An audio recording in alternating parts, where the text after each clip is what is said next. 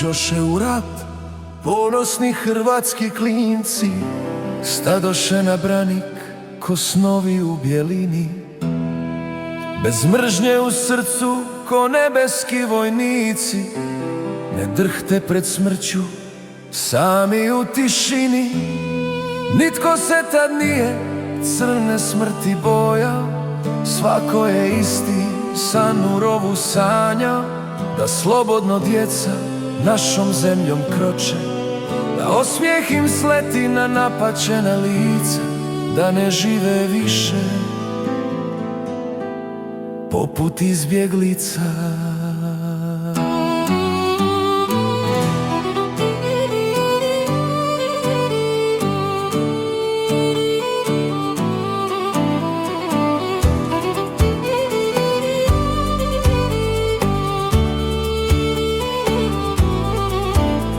Al kako to biva u svakome snu, većinom dobrotu zlo proguta tu. One kolone nekad ponosne djece postaše sjene što pretresaju smeće. Bez volje, bez srama žive tužne dane, od danas do sutra kroz duboke rane. Ispijenog lica mole za dobrotu, prose po ulici u svom pustom životu. Heroji ne plaču, oni zube stisnu,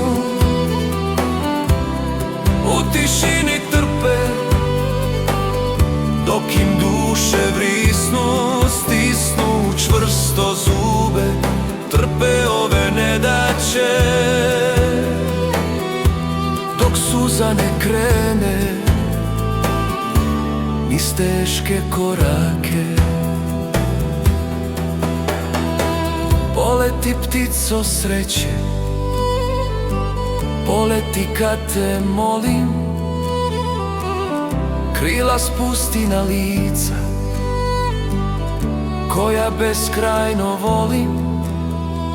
Dotakni ratnika što zadnju bitku bije, dok mu se pobjeda